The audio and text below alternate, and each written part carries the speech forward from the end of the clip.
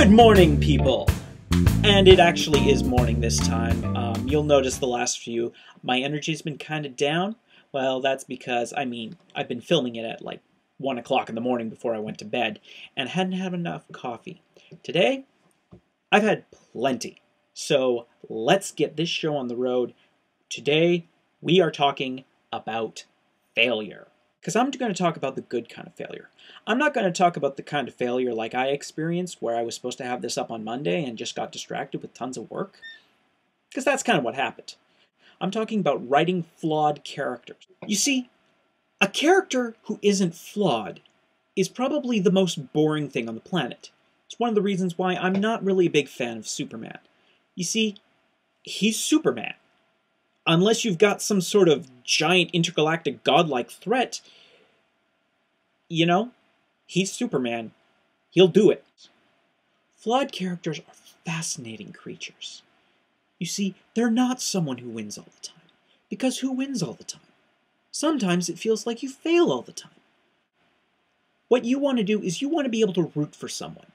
And if there's that chance that someone's going to fail, you're going to root for them all that more. We're not talking about someone who fails all the time, like some morose emo kid who's just... You see, when a character has a flaw, when they don't win all the time, you want to root for them. Especially if they try to keep a positive attitude and they keep trying. Why do you think you're always rooting for the Coyote? Why are you always rooting for Pepe Le Pew? Despite the, sort of stalkerish thing going on there. Just having that sort of hell-bent, I'm going to succeed no matter how often I fail. That's a fascinating character. Especially when they don't win all the time. Because when they win, you are excited. And when they lose, you feel for them. You wanted them to win, and you keep rooting for them because they haven't quit. Now, my main character is exactly this. He is someone who keeps going. He's got almost that Pepe Le Pew sort of narrow focus that things will be okay as long as I keep going. And that is great. So when he succeeds, like you'll notice this week, he succeeded. Now, I'm not going to let him off the hook. Just because he gets the girl doesn't mean that's the end of the story. Things just keep going on. Ooh. I might have had a little too much coffee. Anyways, and when he fails, it's wonderful.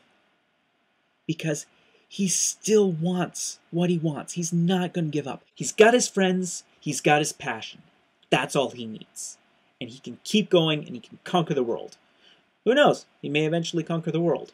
Though that's more of a Rocco thing. And speaking of Rocco, let's talk about the people I have that are the winners. Because not everyone in the comic's a loser. If everyone in the comic was a loser, you wouldn't have a baseline to compare everyone to. Even my other two main characters, Rocco and Kanna, they're generally more of a winner than Ed is, but at the same time they've got their problems. Kanna can't relate to people, and Rocco's history with his family is a huge source of drama for him, and he's trying to compensate with his friends right now. And then we've got people like Steve and Ud, who are the ones who keep on winning. Why would I do that? It's because that gives Ed something to strive for. I think a lot about this kind of stuff. I think a lot about winning and losing. Tension and release, that's what comedy's all about. And if you have someone who wins all the time, it's not really that funny. It's not even that dramatic. Speaking of winning, I would just like to mention that we are at $400. Yes, we still got a way to go, but, like my main character, I'm really positive. I've had a lot of people say they're just waiting for the right time to donate. And when they do, I'm going to be thrilled. I'm so excited right now. Of course, that could just be the coffee. Anyways, I want to send a big thank you to everyone else who's donated. My biggest donator this week was my mom. It's kind of my birthday coming up, and that was her gift to me. So, thanks, Mom. Anyways, there will be a video out next week. I'm not sure when. I'm considering maybe foregoing a few videos just to do some comics. Have something else to post. Let's face it, I'm an actor, but I'm also a cartoonist. So let's do a little bit of both.